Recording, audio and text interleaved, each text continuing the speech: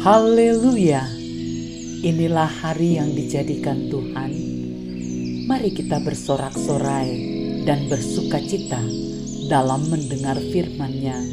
Hari ini, Minggu 14 September 2025. Para pendengar renungan Oasis Fajar yang mencintai Yesus Kristus, mari kita berdoa. Bapa kami yang bertahta di dalam kerajaan surga, kami datang kepadamu dalam hadirat-Mu yang kudus. Kami memohon kekuatan Tuhan dan hikmat-Mu untuk menjelaskan kepada kami maksud-maksud firman Tuhan. Kami siap mendengar. Demi nama Yesus Kristus kami berdoa. Amin. Saudaraku yang kekasih, pembacaan Alkitab terdapat dalam Injil Markus 9 ayat 14 hingga 19 dengan judul perikop Yesus mengusir roh dari seorang anak yang bisu. Ketika Yesus, Petrus, Yakobus, dan Yohanes kembali pada murid-murid lain, mereka melihat orang banyak mengerumuni murid-murid itu dan beberapa ahli Taurat sedang mempersoalkan sesuatu dengan mereka. Pada waktu orang banyak itu melihat Yesus, tercenganglah mereka semua dan bergegas menyambut Dia. Lalu Yesus bertanya kepada mereka, "Apa yang kamu persoalkan dengan mereka?" Kata seorang dari orang banyak itu, "Guru, anakku ini kubawa kepadamu karena ia kerasukan roh yang membisukan dia. Dan setiap kali roh itu menyerang dia, roh itu membantingkannya ke tanah.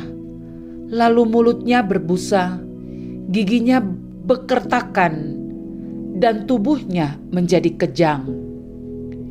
Aku sudah meminta kepada murid-muridmu supaya mereka mengusir roh itu, tetapi mereka tidak dapat."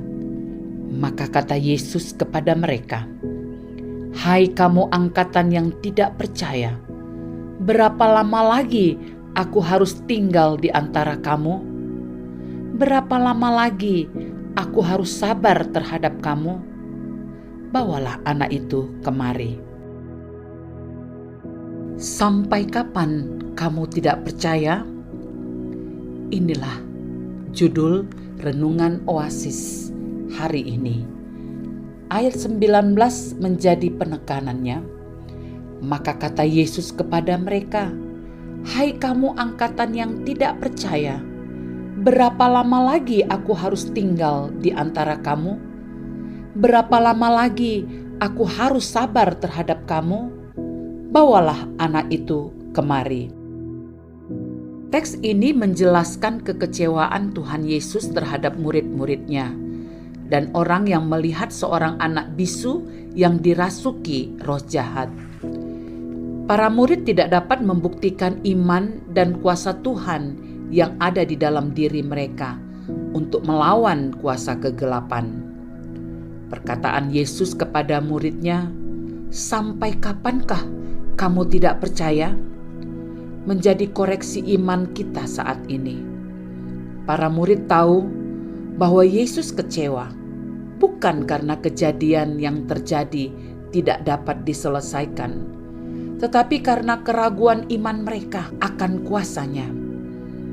Tuhan katakan, "Hai kamu angkatan yang tidak percaya."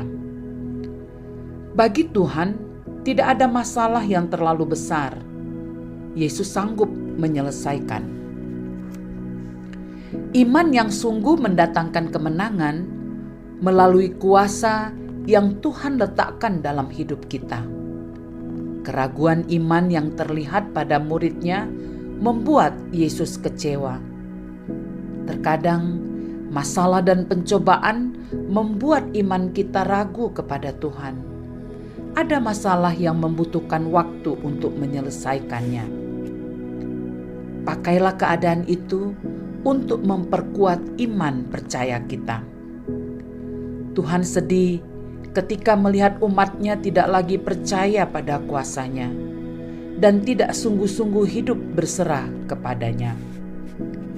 Tanpa iman, tidak mungkin orang berkenan kepada Allah.